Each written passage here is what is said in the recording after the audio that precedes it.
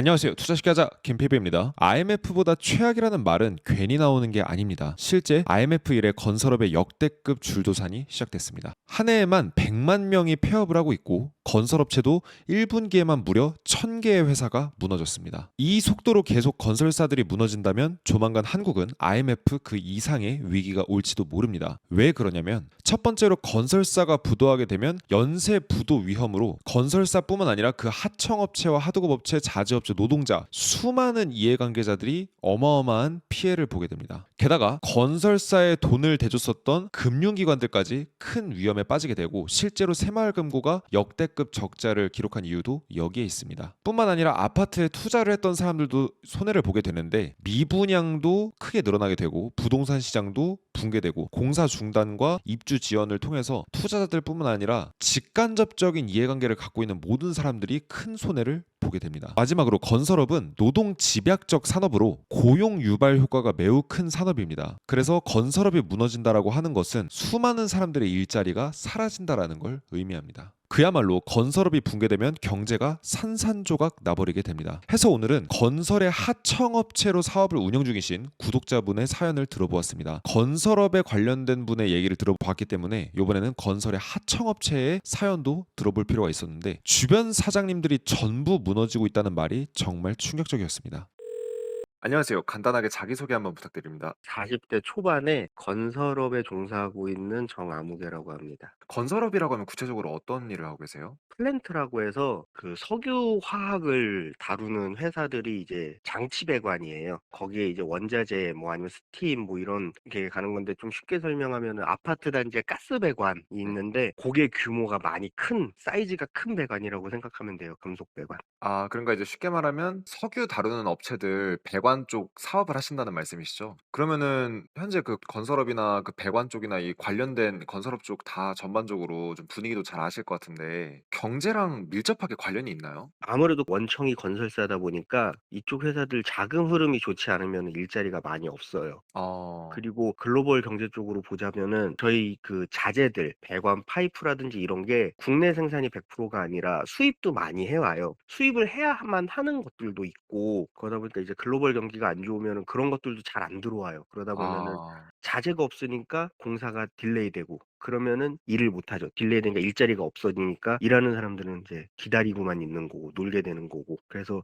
글로벌 경제나 국내 경제에 꽤 흐름을 많이 타요. 그러면 현재 좀 지금 진행하고 계신 사업은 잘 되고 계시나요? 어떠세요? 전혀 안 되고 있어요. 그냥 제가 쉽게 말해서 멸망이라고 봐도 될 정도라서 어. 저같이 이제 다 개인 사업자로 해서 이제 어느 정도 공사량을 받아서 하는 게 대부분인데 그 부분들이 그냥 다 현장직으로 들어간다든지 아니면은 그냥 아예 접고 지금 부업을 한다든지 저녁에 대리운전을 한다든지 뭐 그러는 실정이에요. 그 말씀 들어보니까 일이 한 5분의 1 정도로 줄으셨다고 하던데. 전체적인 현장 일로 보면은 뭐 저희가 배관만 하는 게 아니라 배관하시는 분들은 설비라고 해서 이제 뭐 호텔이나 이런 데 보면 스팀 탱크 같은 거 보수라든지 이런 자잘자잘한 일들이 있어서 이제 50%라고 얘기는 하는데 그게 아니라 그냥 단순히 여기 일만 보면은 80% 없다고 봐도 돼요. 아 그러니까 일감의 80%가 줄었다는 말씀이세요? 예, 이제 메인 트러스라고 해서 보수를 해서 상주하는 팀들이 있는데 실질적으로 그 팀 빼고는 일이 아예 없어요. 아 하긴 유지 보수해야 되는 거는 뭐 계속 해야 되는 예. 거니까. 그러니까 유지보수 팀은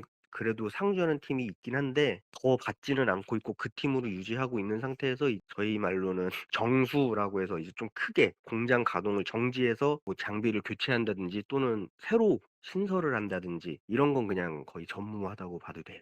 그러면 언제부터 이렇게 좀 힘들기 시작하셨어요? 체감은 한 작년 7월 정도부터 체감이 됐고 한 네네.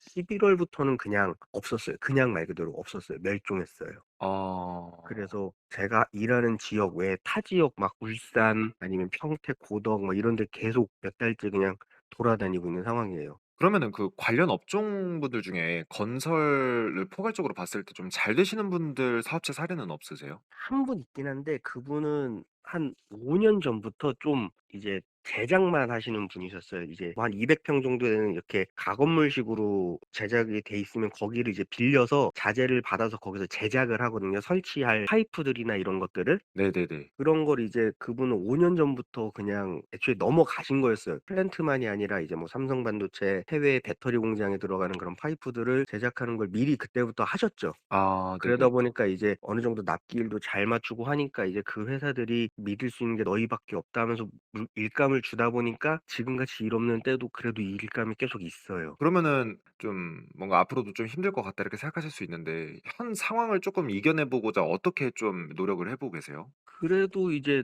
좀 뭐랄까 작게 작게 제작 의뢰 같은 건 들어와요. 뭐 조그마한 탱크라든지 이런 제작 의뢰가 들어오는데 방법은 이제 그때 잘하는 거 밖에 없어요. 뭐 납기라든지 아니면은 제일 안 좋은 방법인데 뭐 저희 작업 단가를 낮춘다든지 제작 단가를 음. 낮춘다든지 이런 방법밖에 없고, 이제 잘 풀려서 하청을 뭐 4번 4 단계 거칠 거를 뭐 3 단계로 이렇게 올라가면은 그나마 상황이 좀 나아질 수 있긴 한데, 그거는 해 봐야 될 일이고, 지금 방법은 뭐 제작 단가 낮추고 납기일 최대한 잘 맞춰줘서 잘 보이는 수밖에 없어요, 위 업체한테. 그러면은 보셨을 때는 왜 이렇게 건설업 쪽이 많이 힘들다고 생각하세요? 일단 원청에서 공사를 잡아만 두고 시작을 안 하고 미루고 있어요, 계속. 왜 그래요? 이제 그쪽 말로는 자재 수급이 안 된다 그래요. 뭐 저희가 쓰는 밸브라든지 파이프, 다른 좀 고가의 장비들 일본에서만 수입해야 되는 거 뭐 고런 게 있는데, 그게 수급이 안 되니까 얘네들은 그게 다 준비가 됐으면 이제 "준비 다 됐다. 너희들 제작해서 설치해라. 6 개월의 기간을 주겠다." 요런 식인데 그게 안 되는 거예요. 그 자재가 없으니까 시작을 못 하는 거예요. 근데 어. 그렇다고 지금 시작하자니 그 공기 안에 이게 들어올 것도 장담을 못 하는 거예요. 그러면은 공기가 계속 늘어지게 되고, 근데 사람은 이미 들어왔으니까 인건비는 줘야 되니까 부담이 큰 거예요, 금액적으로 지출해야 되는. 그럴 바에는 그냥 홀드 걸고 계속 미루는 거예요. 그게 어쩌다가 그렇게 된 거예요? 그냥 "자재 생산이 줄었다." 그렇게 얘기하더라고요. 그런 아. 밸브나 그런 것들 생산량이 줄어서, 뭐 우리가 속된 말로 뭐 밸브 10 개를 주문해도 예전에는 뭐 한 2달 내로 날라오던 게 그냥 기약이 없다는 거예요. 주문은 받는데 기약이 없이 그냥 "알았다. 줄게." 이러고 그냥 기다려야 되는 실정이라 그러더라고요.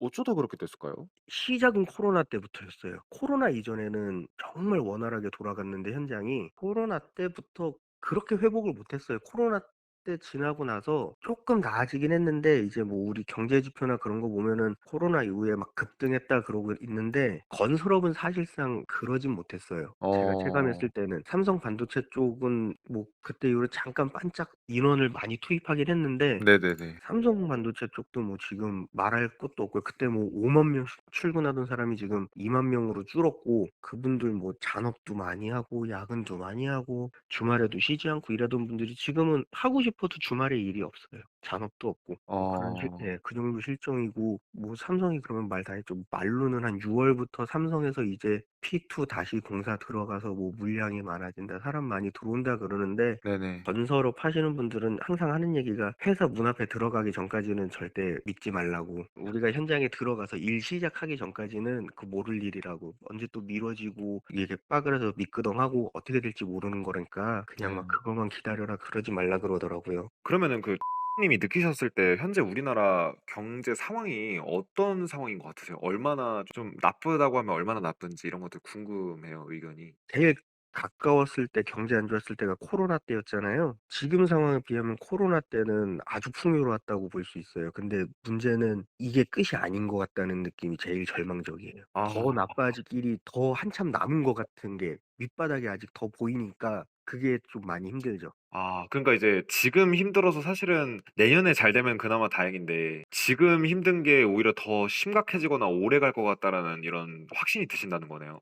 네. 그게 너무 뻔하니까 그게 힘들죠. 그럼 진짜 그 업종에 계신 분들은 어떡해요? 진짜 뭐 쪼끔 그나마 다행이신 분들은, 이제 용접사 같은 분들은 그런 회사에 소속돼서 막 계약을 해요. 뭐 포괄임금으로 해서 퇴직금도 얻고 이렇게 계약을 해서 막 7년 동안 거기서 막 이렇게 용접하신 분들이 있는데, 현장이 아무래도 필드가 돈을 더 많이 버니까 나오셨다가 일이 없으니까 이제 연락돼서 다행히 그런 데서 그럼 들어와서 제작해라 그러면은 그런 데 가시는 분도 다행히 있는데 없으면은 진짜 말 그대로 그런 아르바이트들 배달 알바, 대리운전 알바 아니면 이제 용역 회사 새벽에 가서 그런 일 하고 이제 막노동하고 기술직에서 막노동하고 뭐 이렇게 버티시는 수밖에 없어요. 나이 있으신 분들은. 자기 기술이 있는데도 기술을 써먹을 그 기회조차 없는 거네요. 그쵸. 예. 그 말씀 이렇게 들어보고 하니까 일감이 원래 10이 이제 고정돼서 있었다라고 한다면 지금 일감이 한 2 이렇게 줄은 거잖아요. 10이었던 일감이. 1.5 되는 것 같아요, 체감은. 그러면 거의 일감이 90% 85% 증발했다는 건데. 예. 진짜 체감은 그 정도예요. 그러니까 쉽게 말해 그 유지 보수하는 메인 트라스라는 팀 빼고는 없어요, 그냥.